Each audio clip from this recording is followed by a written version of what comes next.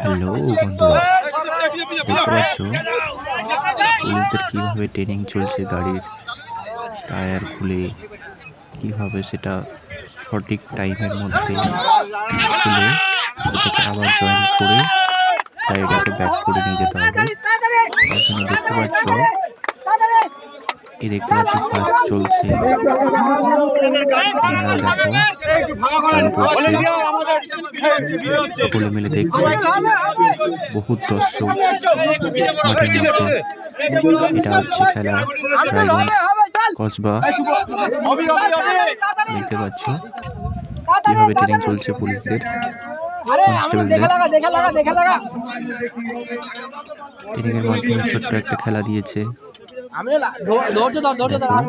কিভাবে ওইদিকেও চলছে। আর বহুত স্যারেরাও আছেন এখানে উপস্থিত, ডিএসপি আরো অনেকে আছেন